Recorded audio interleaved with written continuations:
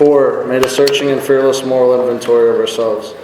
5, admitted to God, to ourselves, and to another human being the exact nature of our wrongs.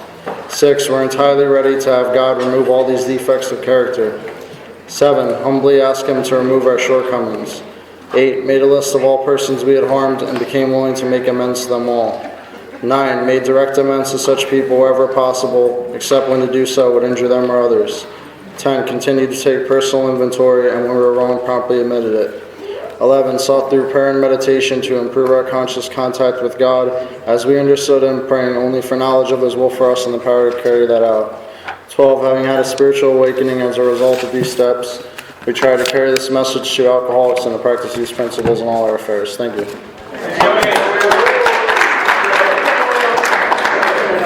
Thank you, Joey. At this time, if you could please silence your cell phones. We ask that if you could please refrain from getting up and down during the speakers, but if you must, please do so quietly. If you're going to smoke, we ask you please be away from any buildings. Be respectful as we are guests of the church. Also, if you have any announcements in between, after the speaker, please see Matt, our group secretary. Shelby, would you come up to read the 12 traditions, please? You have your glasses? I got it. Good.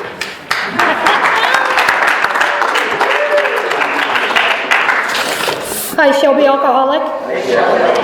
And you got the big prep book, too. And my glasses. The 12 traditions. 1, our common welfare should come first. Personal recovery depends on AA unity. 2, for our group purpose, there is but one ultimate authority, a loving God, as He may express Himself in our group conscience. Our leaders are just but trusted servants, they do not govern. 3, the only requirement for AA membership is the desire to stop drinking. 4, each group should be autonomous except in matters affecting other groups or AA as a whole. 5, each group has but one primary purpose, to carry its message to the alcoholic who still suffers. 6, an AA group ought never endorse, finance, or lend the AA name to any related facility or outside enterprise, lest problems of money, property, and prestige divert us from our primary purpose. 7, every AA group ought to be fully self-supporting and declining outside contributions. 8, Alcoholics Anonymous should remain ever non-professional, but our service centers may employ special workers. 9, AA as such may never be organized, but we may create service boards or committees directly responsible for those they serve. 10, Alcoholics Anonymous has no opinion on outside issues, since the AA name ought never be drawn into public controversy. 11, our public relations policy is based on attraction rather than promotion. We need to always maintain personal anonymity at the level of press, radio, and films. 12, anonymity is the spiritual foundation of all our traditions, ever reminding us to place principles before personalities.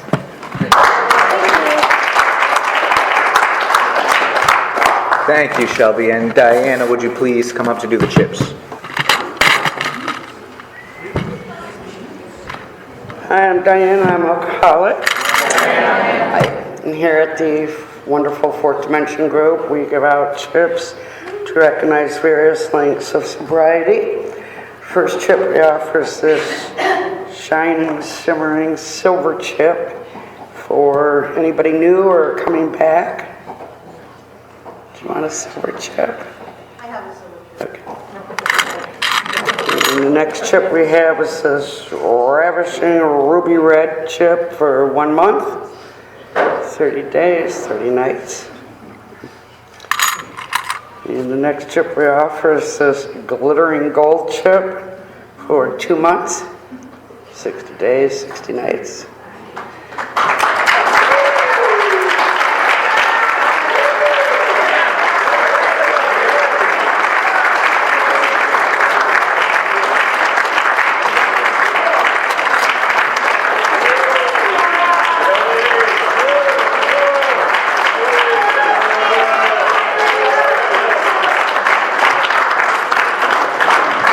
Sarah and Bill. And the next chip we offer is this gorgeous green chip for 3 months, 90 days, 90 nights.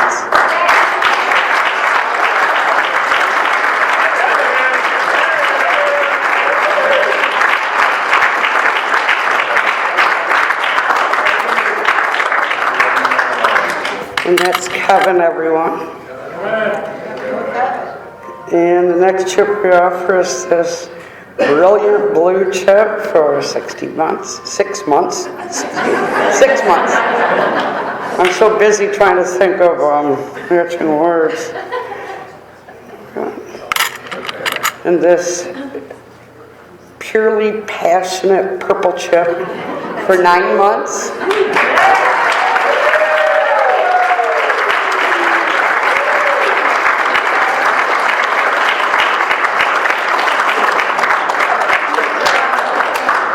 And that's Trisha, everyone. And then we have this very unique green and white chip for 1 year. And flip it over for multiples.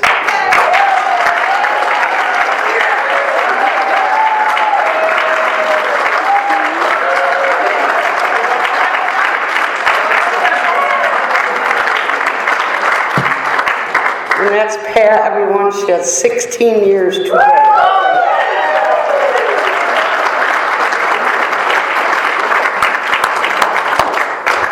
Hey. Thank you, Diane, and all our other readers. Our speaker today came from a long way, and I'll shut up and invite him up really quick. Lee, will you come to the podium?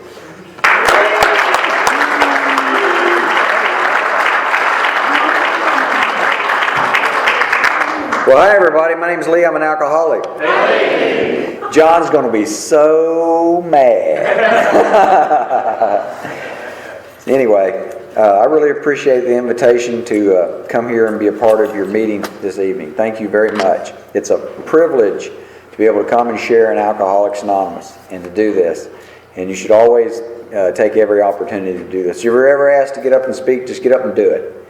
And if you need a little advice, ask somebody and they'll give you a little advice. You know, no big deal. We're here to help each other. But it's a great thing to do, and God uses people. You know what? God doesn't use any perfect people in AA. All He uses are imperfect people. So if you've got some flaws, welcome. You know, because I've got them all. I've got all the popular flaws. The ones that everyone else seems to really like and hold on to. My sobriety date is November 20, 1984. And I'd like to say I picked that day. I didn't pick it. It just happened. Very seldom do people get to pick their sobriety dates. But God picked mine. I'm so very grateful to have it and to have maintained it. And really, you did that for me. And thank you so much. I'm a member of the Central Group in downtown Orlando on the corner of Highway 50 and Broadway. Central Group began in late 1944, well, early 45, but in late 44, a guy by the name of David Andrews got a copy of this book from a doctor that told him he could not help him. And evidently that was about the last place that he knew to go. And before he left the doctor's office, without any direction, without any hope, completely lost, to continue the life as he had been living it, alone, abandoned by everyone, just, you know, how we are when we get here, hopefully. And just a life of just humiliation, a life that just didn't work. But all he had, walked out of the office with this, and never took another drink. And one day at a time. Married a woman by the name of Louise that had come to the group later and started in the AA program. And I met Louise. And so she was the last surviving member of the original Central Group. April 1945, they moved into the Lamar Hotel on Skid Row in Orlando and had a meeting. And that's when our group started. So if your group's been around since 1945, you have a lot of old-timers. We love our old-timers. I was in a meeting not long ago, a brand new guy was there. He said, last week I was in a hot tub naked with 5 naked women. Old timer jumped up and said, you'll never have to go through anything like that again.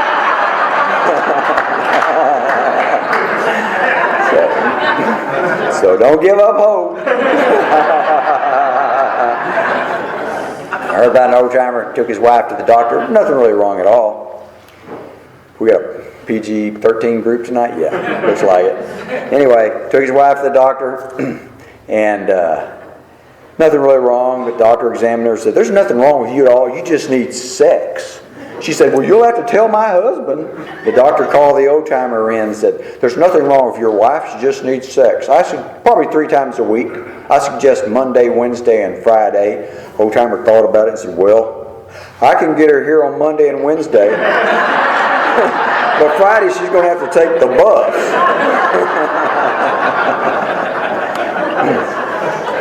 I had a problem a long time before I ever had my first drink. But certainly after I had my first drink, then I had a problem. I don't know how you guys drank. I want to tell you how I drank.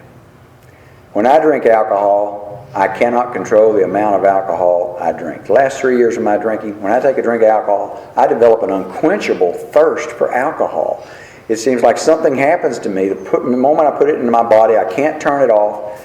And for a long time, I didn't care how much alcohol I drank. I wanted to drink. I wanted to get drunk. I wanted to get drunk. And I did. I got as drunk as I could get. And I loved it. I loved to drink alcohol. But the day came that I did not want to screw my job up. I just got it. I didn't want to wreck my car. I just got it. I didn't want to mess up some relationship I was in. I didn't want to hurt my grandparents anymore. I didn't want to have all the trouble or the pain that I'd caused myself. And I said, I'm not going to get drunk tonight. I'm just going to get half drunk. And I couldn't get half drunk. I got all drunk. And I found out, and I learned this all by myself, and nobody told me this, that I became convinced that once I put any alcohol into me whatsoever, I will not be able to control. I do not have a control of the outcome of the situation. I don't have it. I don't know how much I'm going to drink. That's a bad problem.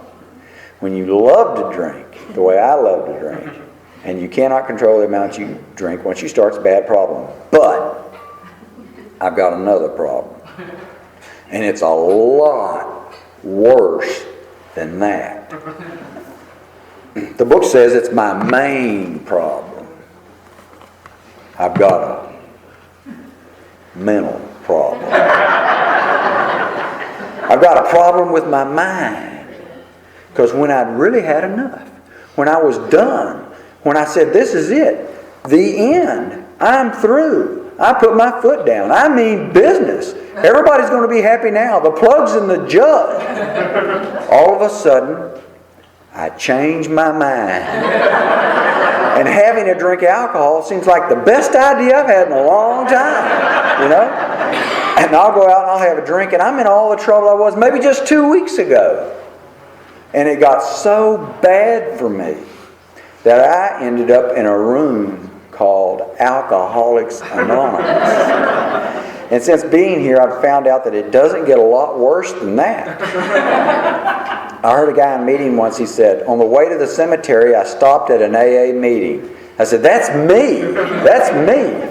But I'm happy to announce, as a result of coming here, getting a copy of this book, asking a man to help me fulfill the requirements in this book, just like David Andrews, I'm happy to announce I have not changed my mind about a drink of alcohol in over 27 years. And that's a miracle for a guy like me. And if you drank the way I drank, and you absolutely could not leave it alone, no matter what, that's a miracle for you too. Alcoholics Anonymous is the best thing that's ever happened to me in my whole life. Because of Alcoholics Anonymous, I drove myself to the meeting tonight. I wasn't escorted. Free, no chains, no shackles, no armed guards. Just drove up all by myself. I had lunch today. I ate what I wanted to eat, not what they were just sticking through the hole, And so I got that today, and because of Alcoholics Anonymous, Alcoholics Anonymous gave me 13 years with my grandfather. Alcoholics Anonymous gave me 16 years with my grandmother. And because of Alcoholics Anonymous, my little 14-year-old daughter's never had to watch her father crawl around his hands and knees in his own filth. or had to go to a correctional facility to visit her father. I love what Alcoholics Anonymous has given me. So I have a defect of the body. Once I drink, can't control the amount I drink. I have a defect of the mind. I'll go out and do it again for no reason, as if I'd never had any trouble at all. And our book says that the root of our problem is selfishness and self-centeredness. So I have a defect of the will. I think and act only out of self-interest. That's what motivates me. Get in my way. I like to get what I want. And I live my life based on getting what I want. Our book says that any life, first requirement is we be convinced that any life run on self-will can hardly be a success. That I'm a victim of the delusion that I can wrest satisfaction and happiness out of this world if I manage well. I can get what I want if I try hard enough. And then I'll be happy. Then I'll be happy. And the book says that's a lie. That's a delusion. I'm deluded. I think that getting what I want is going to make me happy. And it doesn't. But I know that not getting what I want doesn't make me happy at all. I mean, so when I don't get what I want, it's hell. Because all my resentments come as a result of not getting what I want in the past. All the anger and depression I'm experiencing today comes as a result of not getting what I want in the present. And that all the fear in my life is my concern that I'm not going to get what I want in the future. So not getting what I want is awful. But then I get what I want sometimes. And that's almost worse.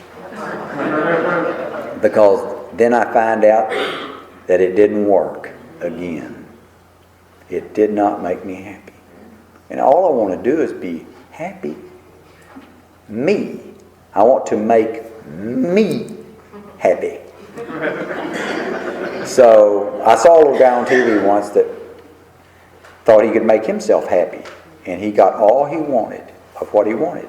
And that was the African dung beetle. And my daughter and I were watching this on the Discovery Channel. And what it is a little beetle, and he'll crawl up on a huge pile of dung. All he wants. And he stands on his front legs, and with his back legs, he'll start pushing it and rolling a little ball of it. And as he's rolling it, it gets bigger.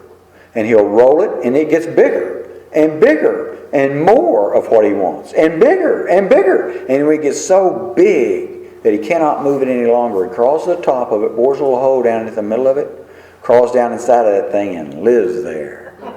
I said, my God, that looks just like an alcoholic. My whole life is crap. That's the way I am. I can't get enough of what I want to make me happy. To feel whatever that thing is inside of me that's lacking. But all I know is to seek to get what I want. That's all I've got. That's the only thing I've got. So I had nothing else. So I lived that way. My little daughter, when she was little, we used to play a game called Opposites. And I loved this game, and she loved it too. And I would say up, she'd think down. And I'd say in, she'd think out. And I'd say over, she'd think under. Now she knew the answers. And I would say self-centered. She'd say God-centered. Because that is the opposite of self-centeredness. I knew nothing about anything like that. All I had was get what I want. I was always in collision with other people. And I was always unhappy and dissatisfied. And I blamed everything wrong in my life on my parents. And I ran away from home when I was 15. Because I'm not happy here. And so anyway, our third step, in the third step it says we are, in our prayer, third step prayer, it says we are in a bondage of self. I was a 15-year-old guy in a bondage of self, locked into me, a self-obsession. And I was a guy looking for an answer that was clueless. Where do you look for a problem you don't have? You don't know what the problem is. You can't have an answer till you know what the problem is. So I was living with my grandparents' little girl across the street. I was 15. She had a car. She was 3 years older than me, and she was a cheerleader. Looked like something that could make me happy. And I said, I want her. And man, happiness would pull up and get out of that car with those pom-poms, and happiness would run across the grass inside the house. And I said, I love her, and I'm gonna talk to her. And so I know after the ball games we have a dance in the gym, and I was there. So I asked her to dance, and that song would end. I said, after the next song, I asked her to dance. And after the next song, I could not move. I was frozen. What is this? I don't understand it. I'll prepare myself. I'm at school. We're talking to a buddy of mine. She walked in the classroom. Out of the corner of my eye, I could kind of see her arm. I could see her hair. I think I can smell her. I couldn't think. I couldn't breathe. Sweat, just boom, run out the door. Locked in a bondage of self. Listen to this. One day when my grandparents were gone, I've experienced 15 years bondage of self. My grandparents were gone. A buddy of mine came over to our home with 2 bottles of Boone's Farm Strawberry Hill. 15 years bondage. I drank 1 bottle, he drank the other one. 10 minutes later, I'm up on the roof of my grandparents' house screaming out my declaration of love, for this girl. All that fear is gone. I mean, freedom, liberty. I mean, alcohol made me feel the way I always wanted to feel. I was faster than a speeding bullet, able to leap tall buildings, smoke rolling out of my ear, lightning out of my rear, Just screaming out, I love you, I love you, I love you. And she came outside. And her parents came outside. And some of the other neighbors came outside. But I didn't care. Complete freedom. Wholeness. I did not care. You make the sun shine. You make the stars and the moon come out at night. She just buried her face in her hands like this. And I knew instantly that she wanted me. So alcohol was working, man. I said, I'm going to drink this stuff for the rest of my life. And I almost did. I almost did it, except for you. Except for Alcoholics Anonymous. I'm sure I would have drank it for the rest of my life. And totally clueless. No explanation for this. A week later, I'm with my buddies. We're on the way to school. We pool our lunch money. You get a case of Boone's Farm for $7.20. Morning drinker 1 week later. How's that happen? I look back today, 3 weeks after my first drink. We're at the Dairy Treat. Somebody's mother's Pontiac sits about 8. And they're all out talking to people, being with people, the community at the Dairy Treat, doing what they're supposed to do. I'm in the back seat of that car with the door shut all by myself with 3 quarts of Budweiser. A lone drinker. 3 weeks later, sit all by myself and drink all alone. No explanation. None.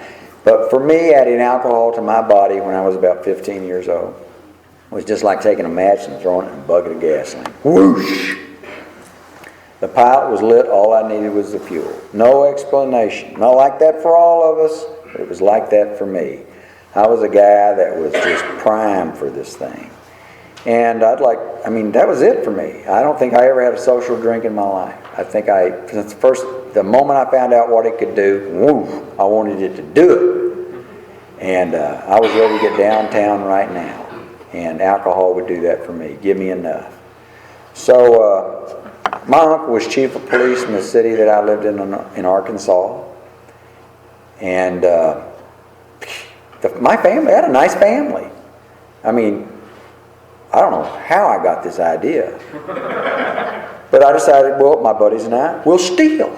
We want some money, we'll get some money, get some alcohol, we'll steal. I thought, we stole something, I don't know about this, but in a short time I learned to just love it. And I wanted to steal something from everybody. God, I tried to. If it was so big that we couldn't move it, I'd lay down next to it and claim it.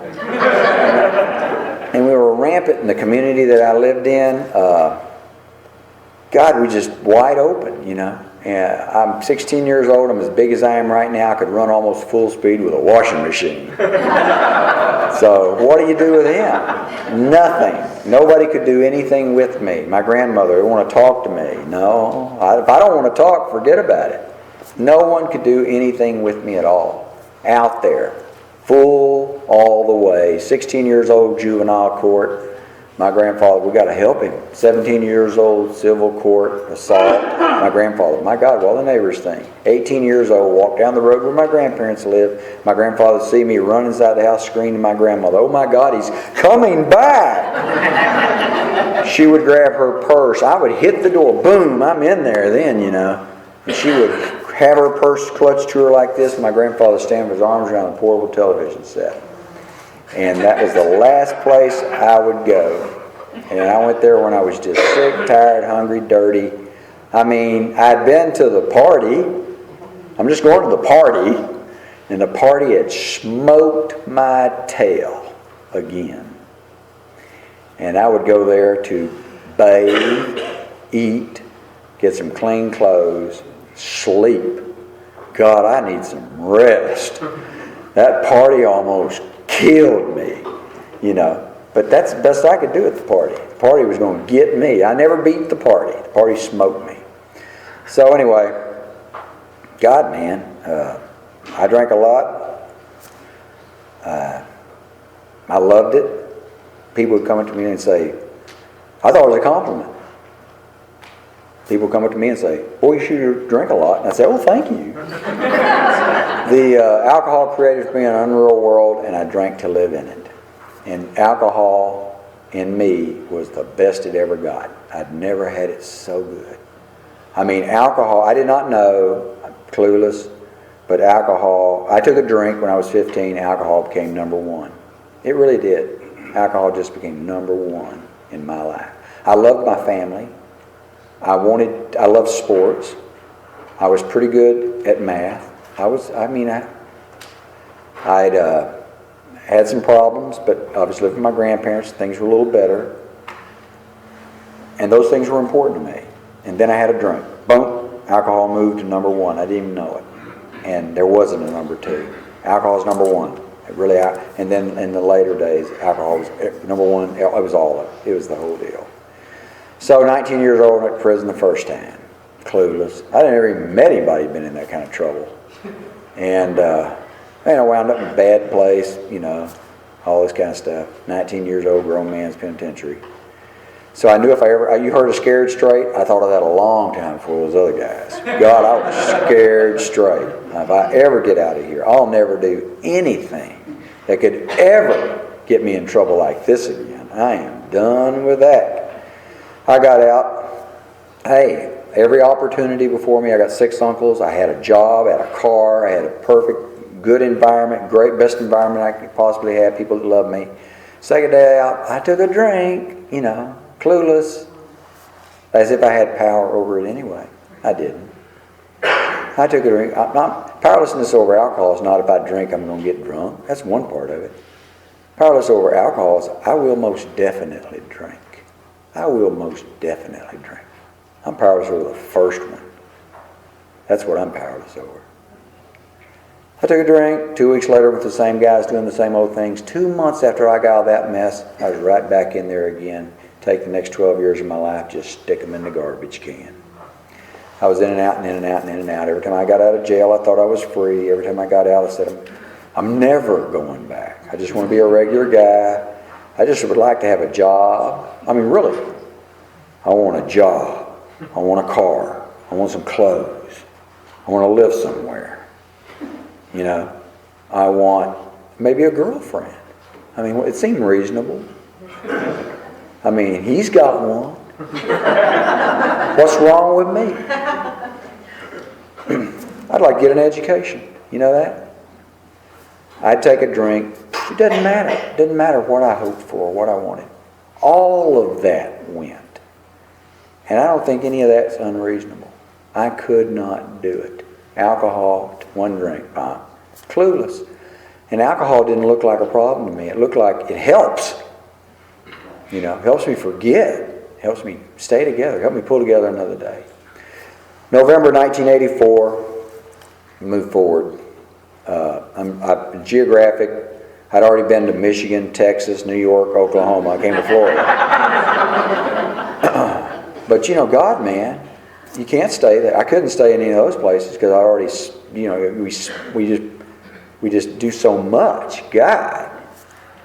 And so I ended up here. I was here a short time, too big to be so crazy, you know.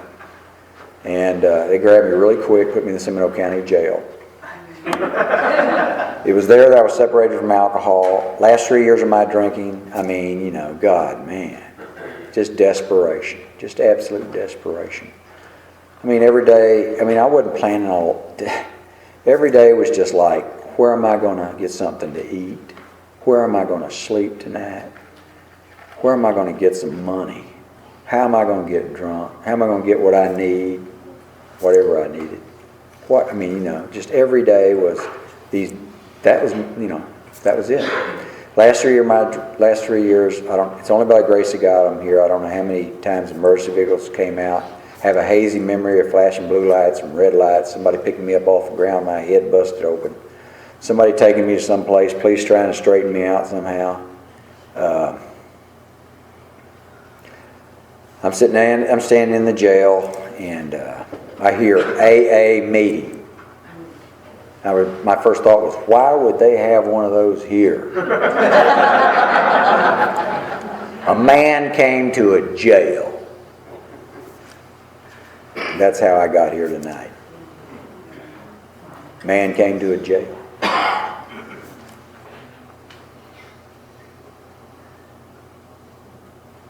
Jerry had never been in jail. Jerry was a guy that wanted to bring a meeting to men or women that could not go and get a meeting for themselves. Bill Wilson said that we don't help other alcoholics because they're alcoholics. We help other alcoholics because we're alcoholics. And Jerry was there to help himself. And I got help. Because I went to the meeting. Because they write your name down. And I need my name written down. Because I'm going to go before that judge, man. And, you know, that's what I thought of you. I thought that, well, you're worth as much as I could ever imagine or dream or hope that you could ever do for me was you were worth me showing up and getting my name on a piece of paper. In November 1984, I stumbled in a meeting called a room called Alcoholics Anonymous. And I got a whole brand new life. More than I could ever have hoped, more than I could ever dreamed or imagined possible for a guy like me. And I had problems. I was in jail. That's a problem. And they got bad food. They feed you 3 times a day, you know, a lot better than I had been doing. I got a bad lawyer. Free lawyer. They gave you those lawyers. I got restlessness. I got craziness. I got madness. I got to sit up straight in the middle of the night and scream. Thoughts and memories from the past. Our book says that our dark past, that's your dark past. You got up here and got those. I'm so proud of you. 60 days, 30 days, 90 days. God bless you. God bless you. God bless you. You don't even know it. What, 60 days? 60, what they are to us? I don't know if it helps you to get that chip. But 60 precious, precious, precious days of sobriety. Precious to us.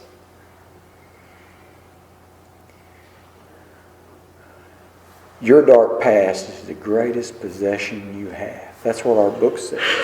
It is the key to life and happiness for others. And I owe you the most precious thing in my life. I owe you my dark past. So anyway, I'm 30 years old. I'm in a jail cell. I sit up straight in the middle of the night and I scream. Because I can't stop thinking about stuff like when I was 27, I'd gotten out of the penitentiary. My mother allowed me to live with her. I have a sister who has severe mental problems. She'd become violent with my mother. And when that would happen, you would go and you'd restrain her and calm her down. It was late one afternoon, 5 o'clock. My mother was yelling. I was laying in the bed she gave me, fully clothed. I was not working. I wasn't mowing the grass. I wasn't doing nothing. And Lee, come and help. Your sister, she's being violent. Come and help, come and help. I knew exactly what I was going to do. I wasn't confused. I had one thought in my mind. I'm going to walk through the kitchen. I'm going to go in the living room. I'm going to help my mother restrain my sister's being violent with her. I knew exactly what was about to happen. I got up. I walked through the kitchen. And as I did, I saw something that nobody did around a guy like me. In struggling with my sister, my mother had dropped her purse into a chair. And when I saw that purse, that drink thing hit me. Instead of helping my mother, I took $20 out of her purse, her car keys, I drove off, and I got drunk. Definitely. And when I came back at midnight, I went through the front door. The whole room was covered with blood, where my sister got in a pistol, shot my mother in the face. Now, I was not there 10 minutes. My grandfather came, and one of my uncles, and said that everybody believed my mother was going to live. Now listen, it was 2 days before they could take me to the hospital because I kept drinking.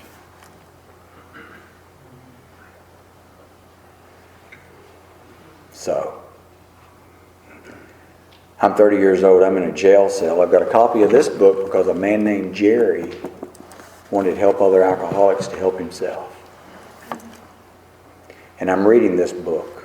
And it says in that book that if when you honestly want to, you find that you cannot quit entirely, or when drinking you have little control of the amount of alcohol that you drink, you're probably an alcoholic. I want you to know that was good news. That's the best news I've ever had in my whole life. Because that meant that I wasn't the sorriest son that ever walked the face of this earth. That meant that I was not the lowest dog that ever lived. That meant that I was an alcoholic. I was not somebody that would walk out on his mother or leave her to be harmed. I was a young man, and I was caught in the grip of an obsession greater than any human power could deliver me from. And when I had an opportunity to see Jerry again, I ran up to Jerry and said, just please tell me what to do, tell me what to do, tell me what to do. Jerry said, Lee, I cannot tell you what to do, but I'll show you what I did. And he pointed me back to this book again. And he said that here in Alcoholics Anonymous, we have a program. He said, if your problem is alcohol, stop it. Quit. No more problem. He said, if your problem is that you quit and you do it again, you quit and you do it again, you quit and you do it again, you quit and you do it again, and you quit and you do it again. Here in Alcoholics Anonymous, we call that being powerless. And if your problem is powerlessness, that means you're going to have to find a power greater than yourself. In our 5th chapter it says, there is one who has all power. If I am separated from the one who has all power, that makes me powerless. And that don't leave you much. Jerry said what we were going to do here in Alcoholics Anonymous is called house cleaning. That I was going to identify the things in myself that were blocking me from the power. And as those things decreased in my life, that would make room for that power to come into my life. And when that power came into my life, I wouldn't wake up and think, get the money to get loaded, get loaded. Because that's how I woke up. I woke up with 2 thoughts. Get the money, get loaded, get loaded.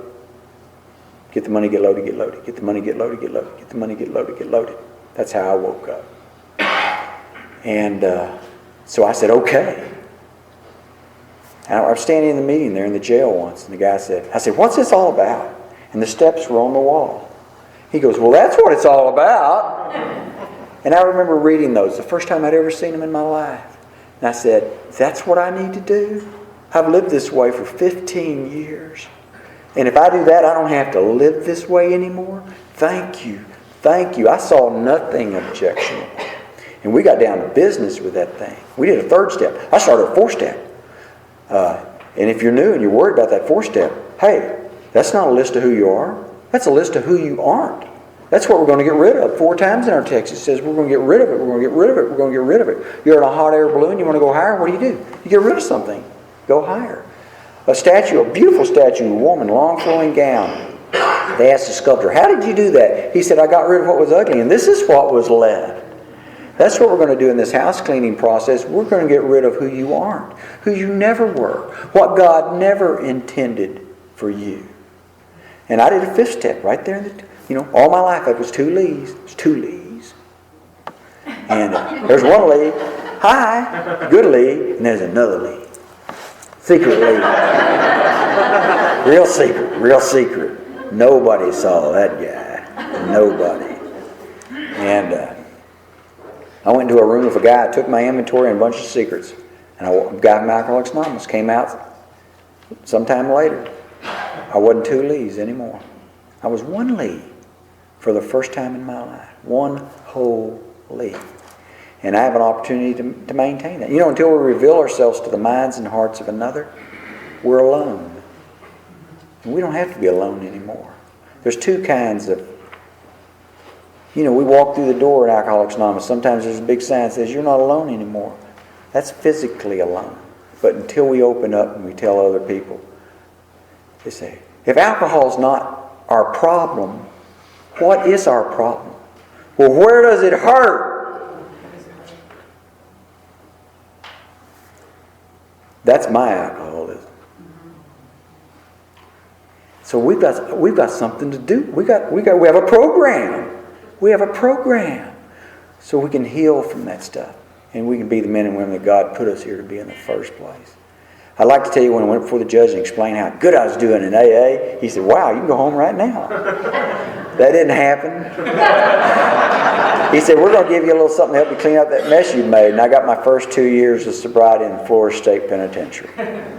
And you think, how could a guy stay sober and rotten, nasty, filthy? Why?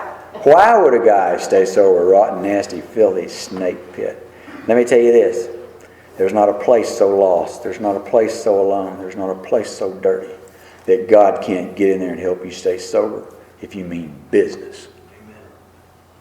And they don't have a nice enough place either. I hate that.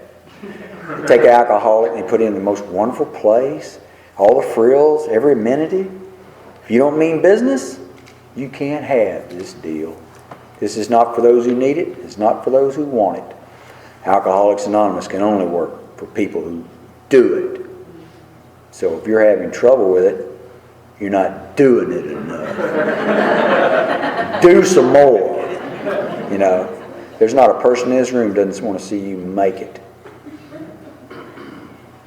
You know what it cost? Everything. All of it. Because that thing that you're not willing to pay or give up is what's going to keep you out there. Give it up.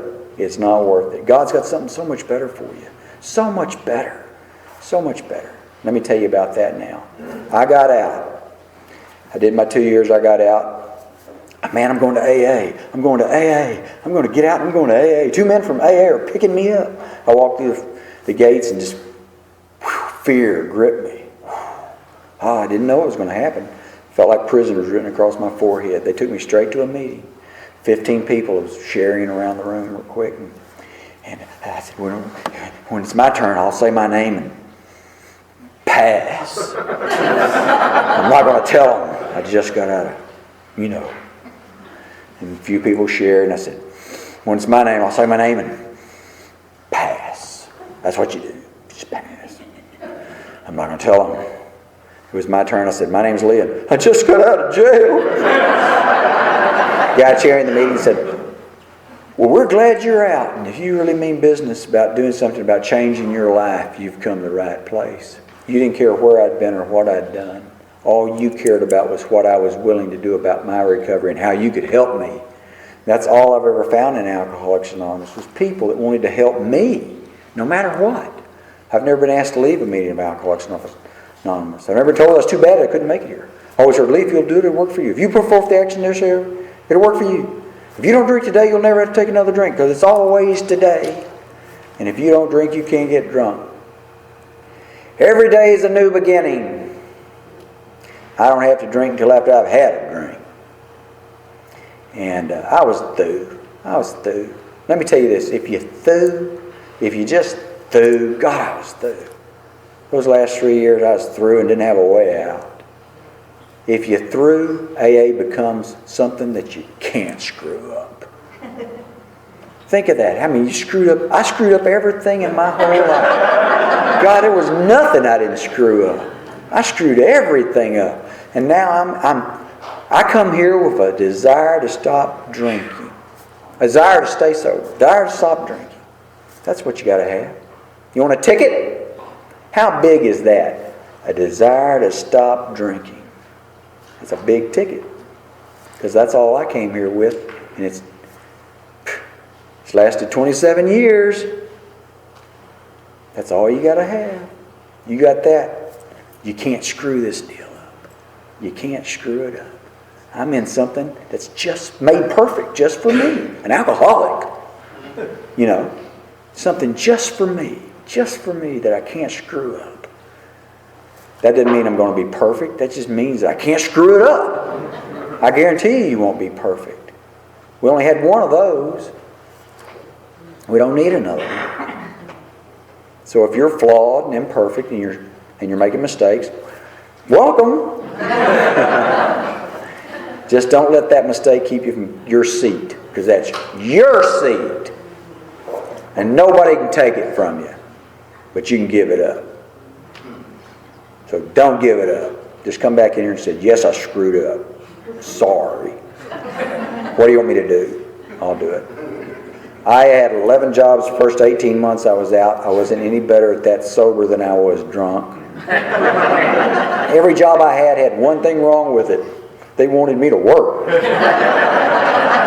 Work fascinated me. I could watch it for hours. I always heard hard work would never kill you. My thinking was, why take a chance? I knew all about work. They teach you how to work in penitentiary. They give you a job you don't want that you can't quit. They were serious about that work thing. Got a guy with a gun standing there, make sure you do it. Half a day to those guys is 12 hours. So I knew all about work. That guy with that gun turns around, stop. So, you know, they're not looking for people that has to be managed constantly at these. I had a lot of jobs. But I was interested, you know, I wanted to be sober, man. I had one nice pair of pants, one nice shirt, and I would iron those and clean those and make those look nice, and I'd go to the AA meeting because there's ladies at the AA meeting. I'd been sober a couple of years, and I talked to a lot of men. I knew everything a man had to say. I wanted to talk to a woman, find out what a woman had to say. So anyway, I was in the meeting talking to a woman, you know, walk straight in the door, walk right up to a woman, talk to the woman.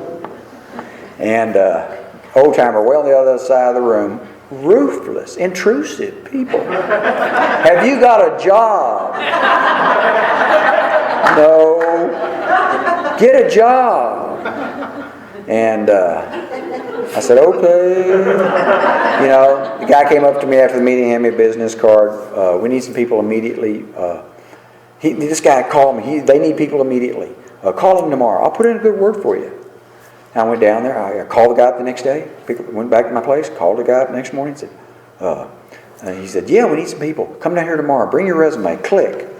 All I heard was resume. Resume? What am I going to put on some kind of resume? State prison, state prison, state prison. I can't do that. I went to my meeting that night. I got to the door. Now, everybody's real excited. Lee's going to call about that job. And I got to the door, man. The girl was there. The guy that handed me the business card, the little guy that was trying to sponsor me was standing there. So the old-timer, some other people. Did you get that job? Did you call? Did you get it? Are you going to go to work? I said, no, I'm not going down there. They wanted a resume. They said, well, we don't. Well, that's no big deal. They just want the truth. They want you to tell the truth. Just go down there and tell them the truth. I said, that's the dumbest thing I've ever heard of in my life. I'll never do that. Oh my God, don't say that. There's two big things here. The truth is one of the big things here. And the next thing I knew, the little girl I was talking to, she turned and she goes, he won't tell the truth. There were 40 people in the room. In 30 seconds, it went all around the room. Back to the other guy. He won't tell the truth. And he's unwilling. He's unwilling. God. I said, okay, I'll do it. I'll do it. And then I went back where I was going. I prayed. I said, God, what am I going to do? It's going to be bad. What am I going to put on some kind of resume? What am I going to tell these people? There's nothing to tell these people. There's nothing good about me. Everything about me is bad. Everything about me is wrong. All I've ever done is screw up. There's nothing good about me. The only thing good about me is I'm in AA, and I can't even tell them that. There's nothing good to say. It's all bad. And I was praying. I said, God, I have to go. You go with me. You go with me. Next day I said, okay, God, we're going down to this place. We're not going to be there very long. We went down there to that guy's office. He was really busy. He had a phone in each hand. He hung the phones up. He said, sit down. I sat down. He goes, do you have a resume? I said, no, I don't have a resume. He said, well, no big deal. Do you have any experience in sales? And the moment he said it, it's like a light went off in my mind. I said, well, yeah. I've sold microwaves and stereos and appliances and guns and boats and cars and jewelry and anything off somebody's porch. He goes, wow, you got a lot of experience. Can you start tomorrow? I said, yeah. And I sold that guy's product like popcorn. You didn't have to sneak down the alley with it or keep it covered up with a blanket. You could just walk up to anybody. You had to be careful. I'd never done anything so easy in all my life. Listen to this. That was the week in 1986 that they turned on cellular service in Central Florida. I got that job the week that everybody had a chance to get a car phone. And a lot of people wanted car phones. New York buy, England sell. That's all I would do. And they'd say, oh, I'll take two. Easiest thing I've ever done in my life. I don't think God minds it at all if we have a little something and do pretty good here in Alcoholics Anonymous. And God's got something for you too. Listen to this. I became a regular guy. I had a job. I had a car. I had clothes. I lived somewhere, Man. I went back to school. I was down at the intergroup office one day just by accident. I was looking at the literature and the lady said, how would you like to be on the service committee? I said, yeah. And after a year on the service committee, I said, wow, what we're doing here, this is important. I must be important. What we're doing here is valuable. This is valuable stuff. I have value. I'm worth something. Boy, I didn't know you'd get that out of intergroup office. I felt so good about myself. I said, I think I could go back to school. I went back to school and got an education out of the deal. One day at a time, 2 years, Seminole Community College. Everything that having this illness took from me, Alcoholics Anonymous has given me back. Everything that having this illness robbed from me or stole from me or made impossible for me to ever accomplish or achieve. Being a member of Alcoholics Anonymous and doing the stuff that you told me to do has given me back, and more and more and more and more and more. And it's not over yet. I'm still getting it. More and more and more. You know what? Here's what happened to me. I let a guy named Jerry guide me into a process called house cleaning in the book Alcoholics Anonymous. And as the garbage of my thinking, stupid ideas, you're not good enough, don't ever reach out for help, don't tell nobody nothing. Stupid ideas. As those dumb ideas and just garbage in my life left me, it made a lot of room for good stuff. And good stuff started coming into my life. It was as if God was always standing there going, I got all this good stuff for Lee. Ooh, I want to give it to him so much. But there's no room in Lee's life for any of this. Lee's life is full of Lee. I'd like to give it to him. Oh, I'd like to give it to him. And God just, and then when the garbage went out, then God was able to start pouring all that good stuff in my life. And He's still doing it. And He's still doing it. And He's still doing it. I've gone over. I'm so sorry. I made amends. I did a complete AVE step. I did a complete NAF step. I want to tell you that. I often forget. My mother did come down in sobriety. She lived with me. And I took care of my mother until she passed away. And when we buried her, all my aunts were pleased because I put my mother away right. And there was no issues between my mother and I. And my mother never understood Alcoholics Anonymous. One time, when she was living with me, she came. John was here 2 weeks ago. My mother, I said, now, Mother, this over here, this is your business. And this over here is my business. And now, you stick with your business, and I'm going to stick with my business. I thought that was pretty gentle. She sat in there a long time. She was real quiet. And John, he was here a couple of weeks ago, Big John, he stuck his head in and said, Mother Beth, how you doing with that? She said, I don't know why Lee thinks I'm so against him. I've lied for him all his life. But she hadn't had to lie for me in a long time. She hadn't had to lie for me since I met you, since I found you. She hadn't had to lie for me. She lied for herself. Not for me. My little daughter is a three-year member of Alateen. 6 years ago, her mother drank. My wife. Now, I never thought that meant she couldn't get back. God, man, well, come on back. She lives 6 blocks from us. She's seen our child maybe 8 times in 6 years. She drinks. She's smart. She's a college graduate. Teaches school. But she can't get it together to come over and see the kid. And she loves our daughter. She's smarter than me. She's good looking. She's better than me. But she's doing the best that alcohol will let her do. And my 8-year-old daughter, when that happened, would come to me and say, Daddy, I want to see my mother. I want to see my mother. And I'm powerless. And she'd cry, I want to see my mother.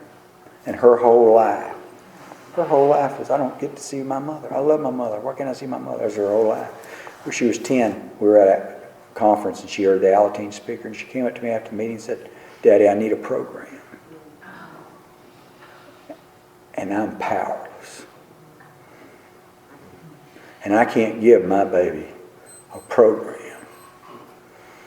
And I'd walk butt naked from here all the way back to Orlando to take that pain out of her life. And I can't. So we went to Alateen. She was 10. And they said, she's so little. She's really too young. She's so little. Oh, we'll try. Just let her come and bring her. We'll try. And it worked for her. And that was 3.5 years ago. In September, we went to Alateen Al-Anon conference. And she heard the speakers. We just had a wonderful time. But a week later, we were coming back from Al-Anon Alateen meeting. And my daughter said, you know, Daddy, when Charlie goes to school, the bullies say bad things to him. And then he goes home, and his daddy says the same mean things to him. His drunk daddy talks to him, says bad things to him. And when Amanda, she's never gone to a school a whole year at the same school. They move all the time because her mom wants to move. She goes, you know what? I think God's protecting me. I said, what? She said, Daddy, I think God's protecting me. I think that as much as I miss Mother, having her here, it might be worse. I went, oh my God. And when she said that, this huge weight came off of my shoulders. I didn't even know it was there. Just a huge burden came off of me. A week later, we were coming back from Al-Anon Alateen meeting. And I said, baby, I want to tell you, it meant so much to me. I can't tell you how much it did for me when you told me that you knew that God didn't take your mother out of your life. She goes, oh no, Daddy. God didn't take Mother away. Alcoholism took my mother away. And where at one time her whole life was just pain, loss, confusion, doubt about herself, her worth, now there's a piece of her life, that is pain, that is loss, that can never be filled except by her mother. But she has a whole big piece of a big life filled with hope and joy and love and purpose and unity and everything that we get here. Freedom. Everything that we get, those kids get in their meeting. Because you know what? Because they have the same program we have. And the highest you get in AA is servant. But the highest you get in Al-Anon is Alateen group leader. You can't get closer to God than that, in my opinion. The young couple out in a rural area, they became confused, didn't know where they were. They saw an old farmer. They said, well, let's ask for directions. They pulled over and said, excuse me, sir, can you tell us where this road will take us? Without a moment's hesitation, the old farmer looked up and said, son, this road will take you anywhere in the world you want to go if you're moving in the right direction. Because you can be on the right road and still get run over if you're standing still. So let's get moving in Alcoholics Anonymous. Here are the steps we took, which are suggested as a program of recovery. We follow a path. It's a well-worn path. Let's get on the path, stay on the path, and I'll be happy and sober. I love you. Thank you for helping me stay sober.